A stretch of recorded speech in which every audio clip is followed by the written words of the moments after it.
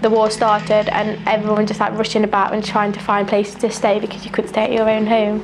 Until you actually been in that situation, no one can understand. We just had to pack all our bags and go in huge mountains and trees, like hiding away from the other side, because if they find you, they can shoot you. If there's bombing going on, then you're not allowed to go to school, and if you do, then they have to teach you how to try and survive and how to hide under tables and go and find shelter. I remember the night we said goodbyes, and it was really hard to leave. My dad came with us as well. I remember the last time I saw him, I just looked back and he was on the other side and we were on this side. We were going up to the aeroplane. Came to England and at the moment I didn't understand any of it, you know what I mean? Because I didn't understand these things then. I was quite sad to leave my friends. Really, it was a life-changing experience, moving halfway around the world. I will always remember it, and I will never think, well, it's not a good country. It was very peaceful and very calm. I really miss it now, thinking back. Even though it wasn't a very free country and I couldn't do what I wanted and all that, but I still really miss it, and I had a lot of good times. The one thing that I really miss about it is not seeing my relatives and family for so many years. When I came here and my family decided they wanted to stay, I was not happy at all, because maybe this country is better at that time or nicer, but it wasn't home. When I came over here, it was like a really, really long journey. It was really weird when I first got over it because I didn't actually go to where I was going to live. Came to England and couldn't get to school because I was in waiting list because I came in between the years, because I came in July, I think. Actually, I didn't even go to school for 1 year. I was just looking out the window, really. There's nothing to do and it was so boring.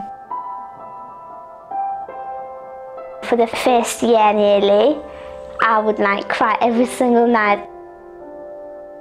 All the war and trauma and seeing bombs and people getting killed and stuff, and then coming to a new country, it was like two traumas in one because I couldn't speak English. When I went to school, it was difficult because my accent hadn't fully gone. I kind of got bullied a bit by that. I had to move schools.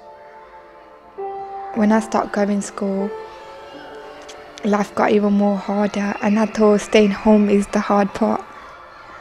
Everybody's sitting down in the classroom. If I'm going to stand up and I'm going to walk out the room, everyone's going to look at me. And believe it or not, I was scared of that. I just wanted to be invisible. I was scared to ask questions that people may laugh at, and because of not asking questions, I made a lot of mistakes. And then I had to go to this school, and I had some of the worst experiences there. I had some good memories and some really bad memories as well.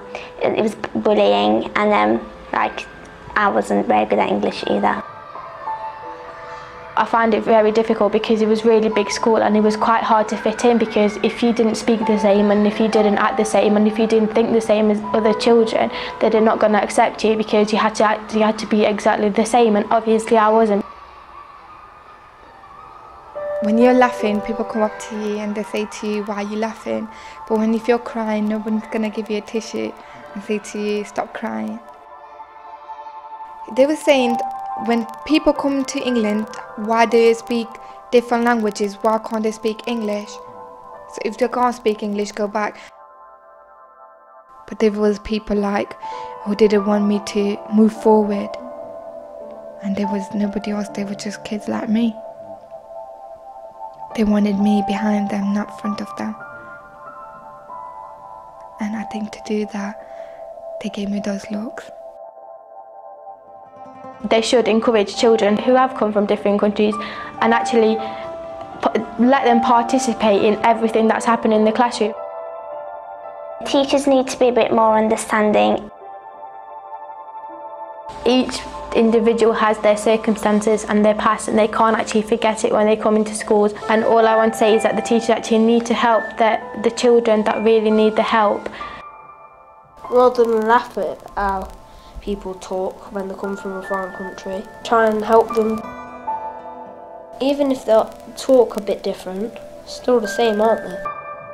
And it's really hard because you feel really isolated, because no matter how hard you try, one day everyone just pushes you away. And until that day comes where you can actually sit down with someone and talk to them and them understand you, then that's when you can find friends. That was my best times, because I think from then onwards I could be myself and I could express my feelings and how I feel, and I can talk to people and people could understand me. I could get really good friends.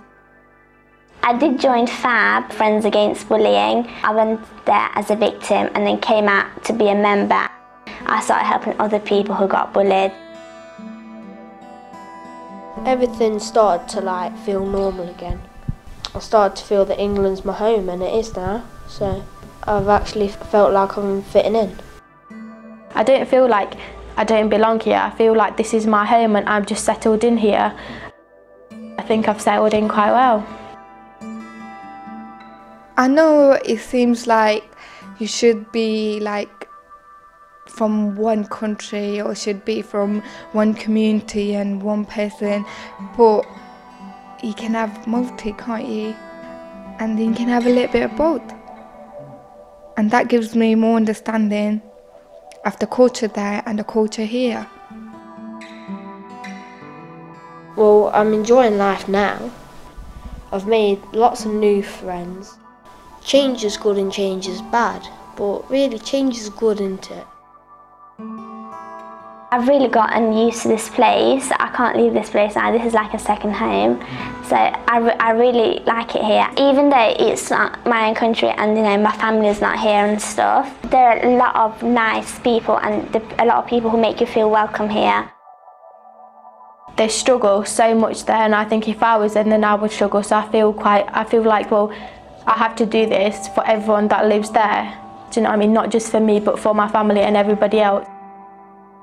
Everybody just has their own style of themselves. I think that people should accept that more. Difference is good. Everybody's the same inside. Everybody's special on the outside. Just be confident and just believe in yourself and don't let anyone put you down. I think life's gone a lot easier though, because I've learned a lot and I can make my own decision rather than depending on people. And I'm really proud of what I've done, and I've done it all by myself. I don't know, things like these make a person stronger, I guess.